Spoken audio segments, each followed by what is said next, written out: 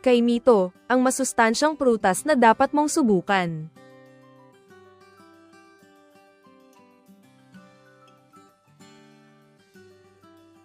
Ang kaimito o star apple ay isang prutas na madalas matatagpuan sa mga tropical na bansa, kabilang ang Pilipinas. Kilala ito dahil sa matamis at malinamnam nitong lasa, pati na rin sa maraming benepisyo para sa kalusugan. 1. Mabuti sa puso. Ang kaimito ay mayaman sa antioxidants tulad ng vitamin C, na tumutulong sa pagpapalakas ng immune system at pagpapababa ng panganib ng mga sakit sa puso. 2. Tumutulong sa pagpapalakas ng immune system. Dahil sa mataas na vitamin C content ng kaimito, nakakatulong ito sa pagpapalakas ng immune system at paglaban sa mga impeksyon. 3. Pagtulong sa pagbaba ng cholesterol. Ang fiber content ng kaimito ay may kakayahang magbaba ng masamang cholesterol LDL sa katawan, na nagpapabuti ng cholesterol profile at pinipigilan ang mga sakit sa puso. 4. Magandang paraan ng hydration. Ang kaimito ay may mataas na water content, kaya't nakakatulong itong panatilihing hydrated ang katawan, lalo na sa mainit na panahon.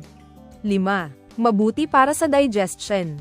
Ang kaimito ay mayaman sa fiber na tumutulong sa pagpapabuti ng kalusugan ng tiyan at pagpapalakas ng digestive system. Makakatulong ito upang maiwasan ng constipation at iba pang problema sa pagtunaw ng pagkain. 6. Benepisyo sa balat.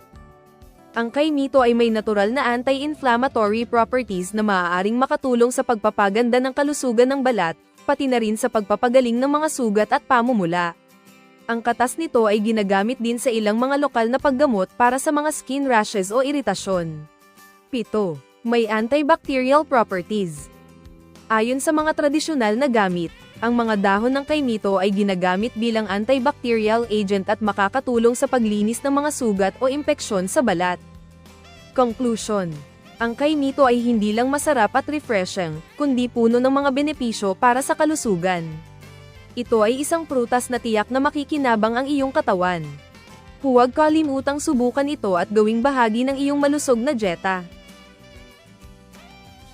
Salamat po sa panonood. Please subscribe for more halaman facts videos.